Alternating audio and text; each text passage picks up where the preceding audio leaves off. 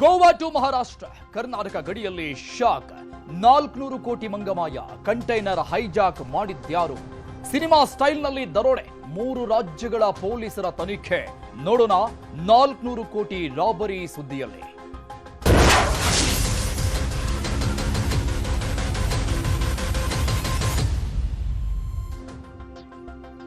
ಒಂದಲ್ಲ ಎರಡಲ್ಲ ಬರೋಬ್ಬರಿ 400 ಕೋಟಿಯನ್ನ ಲೂಟಿ ಮಾಡಿರುವಂತಹ ಪ್ರಕರಣ ಇದು. ಮಾರ್ಗ ಮಧ್ಯೆನೆ ಆ ಹೈಜಾಕ್ ಆಗಿರೋದು ಹೇಗೆ? ಕಂಟೈನರ್ ಬೆಳಗಾವಿಯ ಚೋರ್ಲಾ ಘಾಟ್ನಲ್ಲಿ ನಿಜಕ್ಕೂ ನಡೆದಿದ್ದೇನೋ ಅವತ್ತು. ಅಕ್ಟೋಬರ್ನಲ್ಲಿ ನಡೆದಂತಹ ಘಟನೆ ಇದು. ಅತಿ ದೊಡ್ಡ ರಾಬರಿ ಬೆಳಗಾವಿಯ ಗಡಿ ಭಾಗದಲ್ಲಿ ಸಂಭವಿಸಿದೆ. 400 ಕೋಟಿ ಹೊತ್ತೊಯ್ತಾ ಇದ್ದಂತಹ ಕಂಟೈನರ್ ಇದ್ದಕ್ಕಿದ್ದಂಗೆ ಮಂಗಮಾಯ ಆಗಿದೆ. ಬೆಳಗಾವಿಯ ಗಡಿಯಲ್ಲಿರುವಂತಹ ಚೋರ್ಲಾ ಘಾಟ್ನಲ್ಲಿ ಆಗಿದ್ದೇನು? ಮಹಾರಾಷ್ಟ್ರ ವ್ಯಾಪ್ತಿಗೆ ಬರುತ್ತಿದ್ದು 400 ಕೋಟಿ ಸಾಗಿಸ್ತಾ ಇದ್ದಂತಹ 2 ಕಂಟೈನರ್ ಮಂಗಮಯ ಆಗಿದೆ. ಒಂದಲ್ಲ 2 ಕಂಟೈನರ್ಗಳು ಗೋವಾದಿಂದ ಮಹಾರಾಷ್ಟ್ರಕ್ಕೆ ಹಣ ಹೋಗ್ತಾ ಇತ್ತು ಅನ್ನೋ ಮಾಹಿತಿ ಸಿಗ್ತಾ ಇದೆ. ಬೆಳಗಾವಿಯ ಚೋರ್ಲಾ ಘಾಟ್ನಲ್ಲಿ ಈ 2 ಕಂಟೈನರ್ಗಳನ್ನ ಹೈಜಾಕ್ ಮಾಡಲಾಗಿದೆ. ಹೈಜಾಕ್ ಮಾಡಿದ್ಯಾರು? ಹೇಗಾಯಿತು ಈ ಒಂದು ರಾಬರಿ? ಪ್ರೆಸೆಂಟ್ ತನಿಖೆ ಎಲ್ಲಿವರೆಗೆ ಬಂದು ನಿಂತ್ಕೊಂಡಿದೆ. 2025 ಅಕ್ಟೋಬರ್ 16ರಂದು ನಡೆದಿದ್ದಂತಹ ರಾಬರಿ ಪ್ರಕರಣ ಇದು. ಈಗ ತಡವಾಗಿ ಬೆಳಕಿಗೆ ಬಂದಿದೆ. 400 ಕೋಟಿಗಾಗಿ ಪೊಲೀಸರು ಹುಡುಕಾಡ್ತಾ ಇದ್ದಾರೆ, ಶೋಧ ಕಾರ್ಯ ಮಾಡ್ತಾನೆ ಇದ್ದಾರೆ. ಬರೋಬ್ಬರಿ ಇಲ್ಲಿಗೆ 4 ತಿಂಗಳು ಗತಿಸ್ತಾ ಇದೆ. 4 ತಿಂಗಳು ಮುಗಿತಾ ಇದೆ ಈ ಒಂದು ರಾಬರಿ ಪ್ರಕರಣ ನಡೆದು. ಬೆಳಗಾವಿ ಗಡಿ ಭಾಗದಲ್ಲಿರುವಂತಹ ಚೋರ್ಲಾ ಘಾಟ್ ಅಲ್ಲಿ ಈ ಒಂದು ರಾಬರಿ ಆಗಿರೋದು. ಅಕ್ಟೋಬರ್ 16ರಂದು ಸಂಭವಿಸಿರುವಂತಹ ಘಟನೆ ಇದು. ರಾಬರಿ 4 ತಿಂಗಳ ನಂತರದಲ್ಲಿ ತಡವಾಗಿ ಬೆಳಕಿಗೆ ಬಂದಿದೆ. ಒಂದಲ್ಲ ಎರಡಲ್ಲ 400 ಕೋಟಿ ಸಾಗಿಸ್ತಾ ಇದ್ದಂತಹ 2 ಕಂಟೈನರ್ಗಳನ್ನ ಏಕಾಏಕಿ ಹೈಜಾಕ್ ಮಾಡಲಾಗಿದೆ. ಹಾಗಾದ್ರೆ ಆ 400 ಕೋಟಿ ಕದ್ದೋರು ಯಾರು? ಈಗ ಆ ಹಣ ಎಲ್ಲಿದೆ? ಪ್ಲಾನ್ ಮಾಡಿದ್ದು ಯಾವ ಗ್ಯಾಂಗ್? ಅಷ್ಟು ಪ್ರಮಾಣದ ಹಣ ಎಲ್ಲಿದೆ? 400 ಕೋಟಿ. ಈ ಸಂಬಂಧಪಟ್ಟಂಗೆ 3 ರಾಜ್ಯಗಳ ಪೊಲೀಸರಿಂದ ಶೋಧ ಕಾರ್ಯ ನಡೀತಾ ಇದೆ. ಕರ್ನಾಟಕ, ಮಹಾರಾಷ್ಟ್ರ ಮತ್ತು ಗೋವಾ ಪೊಲೀಸರು ಜಂಟಿ ಕಾರ್ಯಾಚರಣೆ ನಡೆಸ್ತಾ ಇದ್ದಾರೆ, ಹುಡುಕಾಡ್ತಾ ಇದ್ದಾರೆ. ಮಹಾರಾಷ್ಟ್ರ ಪೊಲೀಸರು ಕರ್ನಾಟಕ ಮತ್ತು ಗೋವಾ ಪೊಲೀಸರ ಸಹಾಯ ಕೇಳಿದ್ದಾರೆ. ಈಗಾಗಲೇ ಮಹಾರಾಷ್ಟ್ರ ಸ್ಥಳೀಯ ಸಂಸ್ಥೆಗಳ ಎಲೆಕ್ಷನ್ಗೆ ಹಣ ಬಳಕೆ ಆಯ್ತಾ? ಹಾಗಾದ್ರೆ ಇಂಥದ್ದೊಂದು ಆರೋಪ ಇದೆ. ಆ ರೀತಿಯಾದಂಥ ಚರ್ಚೆಗಳು ಓಡಾಡ್ತಾ ಇದೆ. 5ರನ್ನ ವಶಕ್ಕೆ ಪಡೆದು SITನ ತನಿಖೆ ಕೂಡ ನಡೀತಾ ಇದೆ. ಈಗಾಗಲೇ ಚೋರ್ಲಾ ಘಾಟ್ನಲ್ಲಿ ಹಣ ಕದ್ದು ಎಲೆಕ್ಷನ್ಗೆ ಬಳಕೆ ಮಾಡಿರುವುದಾ ಅನ್ನೋದು ಫಸ್ಟ್ ಇರುವಂತಹ ಅನುಮಾನ. ಚೋರ್ಲಾ ಘಾಟ್ನಲ್ಲಿ ಹಣ ಕದ್ದು ಎಲೆಕ್ಷನ್ಗೆ ಬಳಕೆ ಮಾಡಿದ್ರ ಮಹಾರಾಷ್ಟ್ರದಲ್ಲಿ? 5ರನ್ನ ವಶಕ್ಕೆ ಪಡೆದು SITಯಿಂದ ತನಿಖೆಯನ್ನ ಮಾಡಲಾಗ್ತಾ ಇದೆ. 4 ತಿಂಗಳಿಂದ ಇಲ್ಲಿವರೆಗೂ ತನಿಖೆ ಎಲ್ಲಿವರೆಗೂ ಬಂದು ನಿಂತ್ಕೊಂಡಿದೆ. ಸದ್ಯಕ್ಕಿರೋ ಮಾಹಿತಿ ಪ್ರಕಾರವಾಗಿ ಈ ಪ್ರಕರಣಕ್ಕೆ ಸಂಬಂಧಪಟ್ಟಂಗೆ 5 ಜನರನ್ನ ಬಂಧಿಸಿ ವಿಚಾರಣೆಗೆ ಒಳಪಡಿಸಿದ್ದಾರೆ SIT ಅಧಿಕಾರಿಗಳು. ಮಹಾರಾಷ್ಟ್ರ ಸರ್ಕಾರದಿಂದ ಈ ಪ್ರಕರಣಕ್ಕಾಗಿ SIT ರಚನೆ ಆಗಿದೆ. ಆ SIT ಟೀಮ್ 5ರನ್ನ ಈಗಾಗಲೇ ಬಂಧನ ಮಾಡಿ ವಿಚಾರಣೆ ನಡೆಸ್ತಾ ಇದೆ. ಬೆಳಗಾವಿಯ ಚೋರ್ಲಾ ಘಾಟ್ನಲ್ಲಿ ನಡೆದಿದ್ದಂತಹ ರಾಬರಿ ಪ್ರಕರಣ ಇದು. ಅಕ್ಟೋಬರ್ 16 ಅಂದ್ರೆ ಕಳೆದ ವರ್ಷ ಅಕ್ಟೋಬರ್ 16ನೇ ತಾರೀಕು ಈ ಒಂದು ಅತಿದೊಡ್ಡ ರಾಬರಿ ನಡೆದಿತ್ತು. ಬೆಳಗಾವಿಯ ಗಡಿ ಭಾಗ ಆಗಿರೋದ್ರಿಂದ ಬೆಳಗಾವಿಯ ಪೊಲೀಸರ ಸಹಾಯವನ್ನು ಕೂಡ ಮಹಾರಾಷ್ಟ್ರ ಪೊಲೀಸರು ಕೇಳಿದ್ದಾರೆ. ಅಂದ್ರೆ ಅಲ್ಲಿ ನಿಯೋಜನೆಗೊಂಡಿರುವಂತಹ SIT ಇದರ ಜೊತೆಗೆ ಗೋವಾ ಪೊಲೀಸರ ಸಹಾಯವನ್ನು ಕೂಡ ಕೇಳಲಾಗಿದೆ. ಈ ಬಗ್ಗೆ ಇನ್ನಷ್ಟು ಡೀಟೇಲ್ಸ್ ಕೊಡ್ತಾರೆ ನಮ್ಮ ಪ್ರತಿನಿಧಿ ಚಂದ್ರಕಾಂತ್ ಸುಗಂಧಿ ಲೈವ್ ನಲ್ಲಿ ಜಾಯ್ನ್ ಆಗ್ತಾ ಇದ್ದಾರೆ. ಚಂದ್ರಕಾಂತ್, ಕಳೆದ ಅಕ್ಟೋಬರ್ನಲ್ಲಿ ನಡೆದಂತಹ ಪ್ರಕರಣ ಇದು. ಇಷ್ಟು ತುಂಬಾ ಗ್ಯಾಪ್ನ ನಂತರದಲ್ಲಿ ಬೆಳಕಿಗೆ ಬಂದಿರುವಂಥದ್ದು. ಬಟ್ ಒಂದು ರೀತಿಯಾಗಿ ಹಲವು ಅನುಮಾನಗಳಿಗೆ ಕಾರಣ ಆಗುತ್ತೆ ಸಹಜ. ಯಾಕಂದ್ರೆ ಒಂದಲ್ಲ ಎರಡಲ್ಲ 400 ಕೋಟಿ 2 ಕಂಟೈನರ್ಗಳನ್ನ ಹೈಜಾಕ್ ಮಾಡಿರುವಂಥದ್ದು. Totally pre planned 100%. ಇಲ್ಲಿವರೆಗೂ ಸಿಗ್ತಾ ಇರುವಂತಹ ಮಾಹಿತಿಯನ್ನು ಬೇಸಿಕ್ ಏನೇನು ಇನ್ಫಾರ್ಮೇಶನ್ ಸಿಗ್ತಾ ಇದೆ? ಮಹಾರಾಷ್ಟ್ರ ಪೊಲೀಸರು ಬೆಳಗಾವಿಗೆ ಬಂದು ಏನಾದ್ರೂ ಹೋಗಿದ್ದಾರಾ ಇಲ್ಲಿವರೆಗೂ?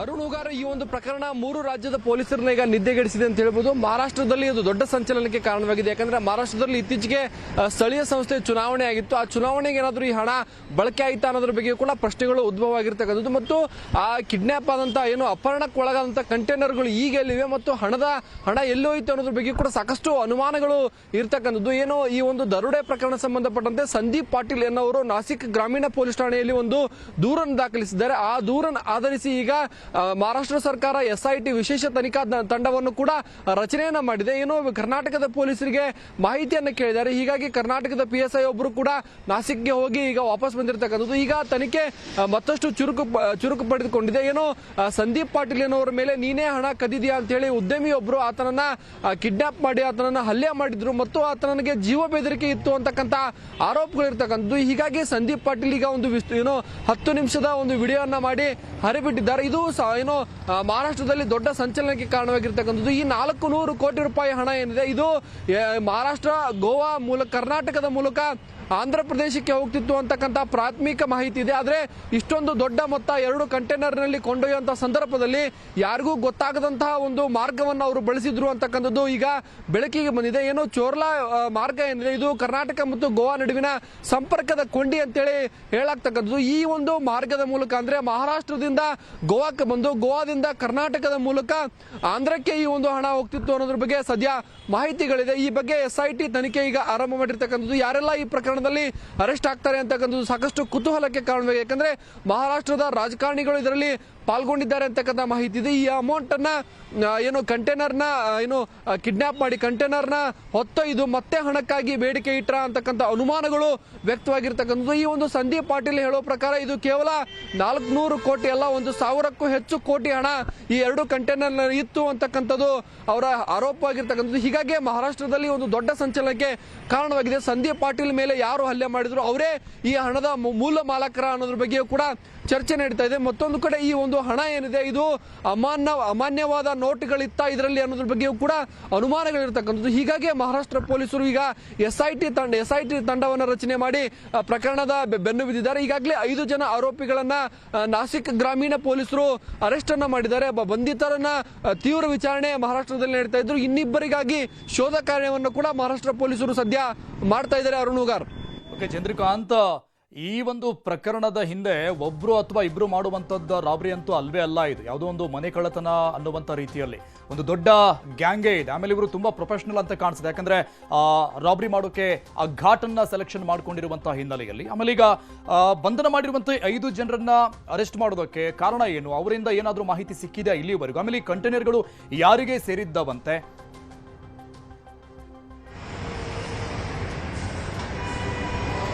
ಅರುಣುಗಾರಿ ಹಣ ಯಾರಿಗೆ ಸೇರಿದ್ದು ಅನ್ನೋದೇ ಈಗ ದೊಡ್ಡ ಯಕ್ಷ ಪ್ರಶ್ನೆ ಆಗಿರ್ತಕ್ಕಂಥದ್ದು. ಇದು ಮಹಾರಾಷ್ಟ್ರ ಮೂಲದ ಉದ್ಯಮಿಯೊಬ್ಬರಿಗೆ ಸೇರಿದ ಮೊತ್ತ ಹಣ ಅಂತೇಳಿ ಏನೋ ಸಂದೀಪ್ ಪಾಟೀಲ್ ಹೇಳಿದ್ದಾರೆ. ಸಂದೀಪ್ ಪಾಟೀಲ್ನ ಯಾಕೆ ಹಲ್ಲೆ ಮಾಡಿದ್ರು, ಸಂದೀಪ್ ಪಾಟೀಲ್ಗೆ ಯಾಕೆ ಜೀವ ಬೆದರಿಕೆ ಹಾಕಿದ್ರು ಅನ್ನೋದ್ರ ಬಗ್ಗೆಯೂ ಕೂಡ ಅನುಮಾನಗಳಿರ್ತಕ್ಕಂಥದ್ದು. ಸಂದೀಪ್ ಪಾಟೀಲ್ ಮೇಲೆ ನೀನೇ ಹಣ ಕದ್ದಿದ್ಯಾ ಅಂತಕ್ಕಂಥ ಆರೋಪಗಳಿತ್ತು. ಹೀಗಾಗಿ ಅವರನ್ನ ಜೀವ ಬೆದರಿಕೆ ಹಾಕಿ ಆತನನ್ನ ಒತ್ತೆಯಾಳಾಗಿ ಇಟ್ಕೊಂಡಿದ್ರು. ಅಕ್ಟೋಬರ್ 16, 2025 ನಡೆದಂತಹ ಪ್ರಕರಣ 3 ತಿಂಗಳ ಬಳಿಕ ಮಹಾರಾಷ್ಟ್ರ ಓಕೆ ಚಂದ್ರಕಾಂತ್ ಸುಗಂಧಿ ಹಾಗೆ ಲೈನ್ ನಲ್ಲಿ ಮತ್ತಷ್ಟು ಅಪ್ಡೇಟ್ಸ್ ಪಡಿತೀನಿ ನಿಮ್ಮಿಂದ. 400 ಕೋಟಿ ದರೋಡೆ ಪ್ರಕರಣ ಬೆಳಕಿಗೆ ಬಂದಿದೆ.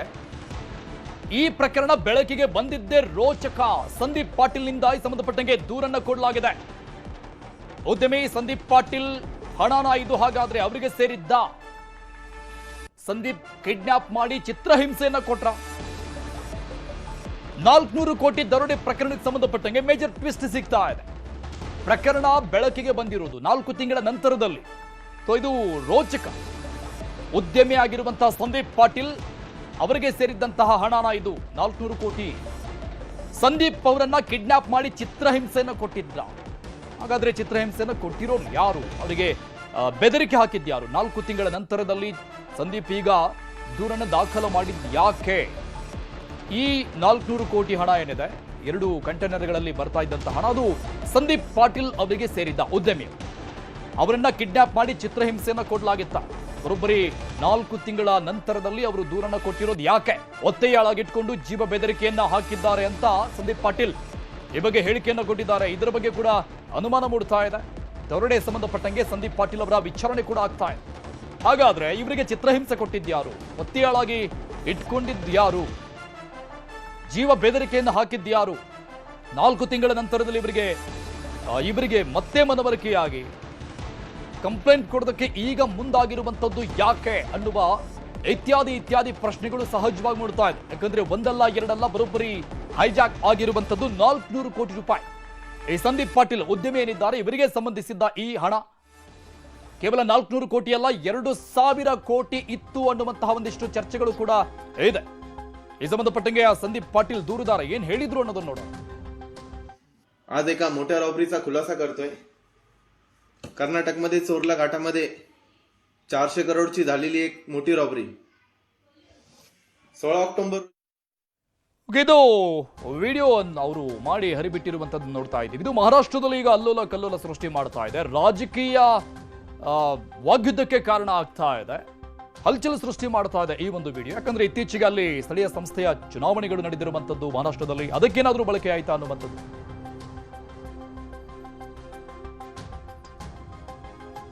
ಡೀಟೇಲ್ಸ್ ಕೊಡ್ತಾರೆ ನಮ್ಮ ಪ್ರತಿನಿಧಿ ಚಂದ್ರಕಾಂತ್ ಸುಗಂಧಿ, ಮತ್ತೆ ಕನೆಕ್ಟ್ ಆಗಿದ್ದಾರೆ ಲೈವ್ ನಲ್ಲಿ. ಚಂದ್ರಕಾಂತ್, ಆ ವಿಡಿಯೋ ಬೈಟ್ ನಲ್ಲಿ ಅವ್ರು ಹೇಳ್ತಾ ಇದ್ರು ಚಾರ್ಲಾಘಾಟ್ ನಲ್ಲಿ 400 ಕೋಟಿ ಹೈಜಾಕ್ ಮಾಡಿರುವಂತದ್ದು ಒತ್ತೆಯಾಳಾಗಿ ಇಟ್ಕೊಂಡಿದ್ರು ಅನ್ನೋ ಅನೇಕ ವಿಚಾರಗಳನ್ನ ಅವರು ಪ್ರಸ್ತಾಪ ಮಾಡಿದ್ದಾರೆ. ಸಹಜವಾಗಿ ಒಂದಿಷ್ಟು ಪ್ರಶ್ನೆಗಳು ಬರುತ್ತೆ, ಅವರನ್ನ ಒತ್ತೆಯಾಳಾಗಿ ಇಟ್ಕೊಳ್ಳೋದಕ್ಕೆ ಮುಂದಾಗಿದ್ಯಾರು, ಚಿತ್ರಹಿಂಸೆ ಕೊಟ್ಟಿದ್ಯಾರು, ಜೀವ ಬೆದರಿಕೆ ಹಾಕಿದ್ಯಾರು ಅಂತ. ಆಮೇಲೆ ಈ 4 ತಿಂಗಳ ಗ್ಯಾಪ್ ಯಾಕೆ?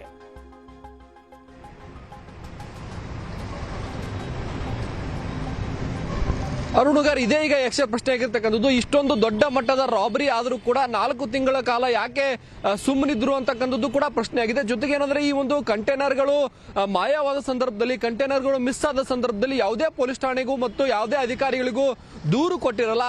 ಏನೋ ಈ ಒಂದು ಸಂದೀಪ್ ಪಾಟೀಲ್ ಅನ್ನೋರನ್ನ ಕರೆದುಕೊಂಡು ಹೋಗಿ ನೀನೇ ಹಣ ಕದ್ದಿದ್ಯಾ ಅಂತೇಳಿ ಆತನ ಮೇಲೆ ಹಲ್ಲೆಯನ್ನ ಮಾಡುತ್ತೆ, ಆತನನ್ನ ಒತ್ತೆಯಾಳಾಗಿಟ್ಕೊಂತಾರೆ ಮತ್ತು ವಾಟ್ಸ್ಆಪ್ ಕಾಲ್ಗಳ ಮೂಲಕ ಸಂದೀಪ್ ಪಾಟೀಲ್ಗೆ ಜೀವ ಬೆದರಿಕೆ ಆಗಿರ್ತಕ್ಕಂಥದ್ದು. ಇದೆಲ್ಲವನ್ನ ಮುಗಿದ ಬಳಿಕ ಸಂದೀಪ್ ಪಾಟೀಲ್ ಹೊರಗಡೆ ಬಂದು ದೂರನ್ನ ಕೊಡ್ತಾರೆ. ಆ ಬಳಿಕ ಈ ಒಂದು ಪ್ರಕರಣ ಹೊರಬಂದಿರತಕ್ಕಂಥದ್ದು. ಪ್ರಕರಣದಲ್ಲಿ ನಾಸಿಕ್ ಮೂಲದ ಉದ್ಯಮಿಯೊಬ್ಬರ ಹೆಸರು ಪ್ರಮುಖವಾಗಿ ಕೇಳಿ ಬರ್ತಾ ಇದೆ. ಜೊತೆಗೆ ಮಹಾರಾಷ್ಟ್ರದ ಅನೇಕ ರಾಜಕೀಯ ನಾಯಕರಿಗೆ ನಂಟಿದೆ ಅಂತಕ್ಕಂಥ ಆರೋಪಗಳಿರ್ತಕ್ಕಂಥದ್ದು. ಎಲ್ಲ ಆರೋಪಗಳಿಗೂ ಉತ್ತರ ಈಗ SIT ಕೊಡಬೇಕಾಗಿದೆ. ಯಾಕಂದ್ರೆ SIT ರಚನೆಯಾಗಿ ನಿನ್ನೆ ತಕ್ಷಣವೇ ಈ ಒಂದು ಪ್ರಕರಣ ಬೆಳಕಿಗೆ ಬಂದ ಕೂಡಲೇ ಮಹಾರಾಷ್ಟ್ರ ಸರ್ಕಾರ ಅಲರ್ಟ್ ಆಗಿ SIT ಅನ್ನ ರಚನೆ ಮಾಡಿರ್ತಕ್ಕಂಥದ್ದು ಮತ್ತು ಈ ಹಣದ ಮೂಲಕ್ಕಾಗಿ ಈಗ SIT ಬೆನ್ನು ಬಿದ್ದಿದೆ ಅರುಣುಗಾರ್. ಜೊತೆಗೆ ಸಂದೀಪ್ ಪಾಟೀಲ್ ಅನೇಕ ಆರೋಪಗಳನ್ನು ಕೂಡ ಸರಣಿಯಾಗಿ ಮಾಡಿರ್ತಕ್ಕಂಥದ್ದು. ಸಂದೀಪ್ ಪಾಟೀಲ್ ದೂರನ್ನ ಮೊದಲು ಮಹಾರಾಷ್ಟ್ರದ ನಾಸಿಕ್ ಪೊಲೀಸರು ನಿರ್ಲಕ್ಷ್ಯವನ್ನ ಮಾಡಿದ್ರು. ಆದ್ರೆ ಏನು ಬಳಿಕ ಈ ಮಾಧ್ಯಮಗಳಲ್ಲಿ ವರದಿ ಪ್ರಸಾರವಾದ ಬಳಿಕ ಮಹಾರಾಷ್ಟ್ರ ಪೊಲೀಸರು ಅಲರ್ಟ್ ಆಗಿ ಸಂದೀಪ್ ಪಾಟೀಲ್ ಅವರ ದೂರನ್ನ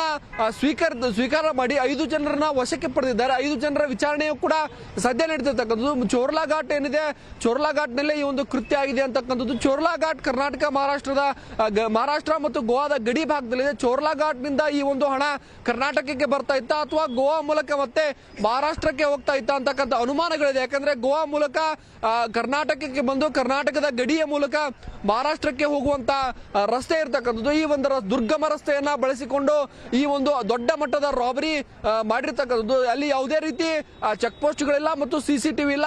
ಗೋವಾ ಭಾಗದಲ್ಲಿ ಒಂದು ಚೆಕ್ ಪೋಸ್ಟ್ ಇದ್ರೂ ಕೂಡ ಅದನ್ನ ದಾಟಿ ಈ ಒಂದು ಕೃತ್ಯವನ್ನ ಎಸಗಿದ್ದಾರೆ. ಇನ್ನು ಪಶ್ಚಿಮ ಘಟ್ಟ ಪ್ರದೇಶದಲ್ಲಿ ಯಾವುದೇ ರೀತಿ ನೆಟ್ವರ್ಕ್ ಬರಲ್ಲ ಅಂತ ಪ್ರದೇಶವನ್ನ ಆಯ್ಕೆ ಮಾಡಿಕೊಂಡೇ ಈ ಒಂದು ದರೋಡೆ ನಡೆದಿದೆಯಾ ಅಂತಕ್ಕಂಥ ಅನುಮಾನಗಳು ಸದ್ಯ ಸೃಷ್ಟಿಯಾಗಿವೆ. ಅರುಣುಗಾರ್, ಥ್ಯಾಂಕ್ ಯು ಚಂದ್ರಕಾಂತ್ ಡೀಟೇಲ್ಸ್ಗೆ.